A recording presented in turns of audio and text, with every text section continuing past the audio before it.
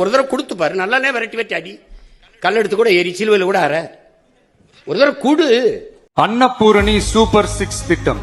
இத்திட்டத்தின்படி ஒவ்வொரு குடும்பத்திற்கும் வருடத்திற்கு 6 கேஸ் சிலிண்டர்கள் கட்டணமின்றி வழங்கப்படும். நானே பயோகேஸ் ஆனா இலவசமா கொடுக்க மாட்டேன். இவங்க மாதிரி 3 சிலிண்டர் இலவசம், அன்னபூரணி சூப்பர் 6 எல்லாம் கிடையாது. நான் தடை இல்லாம உனக்கு எரிகாற்று தருவேன், தடை இல்லாம எரிகாற்று தருவேன். அதை உற்பத்திக்காக செலவே ஒன்றை எடுத்துப்பேன். நான் ஓசி பஸ் ஓட்ட வந்த ஆள் இல்ல, தரமா பேருந்து ஓட்ட வந்த ஆளு. எனக்கு 3 தான் உங்களுக்கு இலவசம். கைஸ், இந்த எலெக்ஷன் டைம் வந்தாலே ஒவ்வொரு கட்சியும் மாறி மாறி அவங்களோட தேர்தல் அறிக்கையை ரிலீஸ் பண்ணுவாங்க. அந்த அறிக்கையில வந்து பாத்தீங்கன்னா நான் வந்தா இதை பண்றேன் அதை பண்றேன் அப்படின்ற மாதிரி ஒரு பக்கமும், இன்னொன்னு உங்களுக்கு இலவசமா இது தரேன் அது தரேன் அப்படின்ற மாதிரி இன்னொரு சைட்லயும் பாத்தீங்கன்னா இதுதான் காலங்காலமா தமிழ்நாடு அரசியல நம்ம பார்த்துக்கிட்டு இருக்கோம். சோ இப்போ வந்து பாத்தீங்கன்னா விஜய் கூட ரீசன்ட் டைம்ல வந்து சில வாக்குறுதிகளை கொடுத்தாரு. நான் வந்து 6 சிலிண்டர் தரேன், மோதிரம் தரேன், செயின் போடுறேன் அப்படின்ற மாதிரி சொல்லிட்டு இருந்தாரு. அது மேல நிறைய விமர்சனங்களும் வந்தது. நிறைய பேர் அது வந்து பாத்தீங்கன்னா ஓகே அக்செப்டும் பண்ணாங்க. ஆனா இப்போ வந்து பாத்தீங்கன்னா நாம் தமிழர் கட்சியோட ஒருங்கிணைப்பாளர் சீமான் என்ன பண்ணிருக்காரு, அவரோட தேர்தல் அறிக்கையை நேத்து வந்து ரிலீஸ் பண்ணிருக்காரு.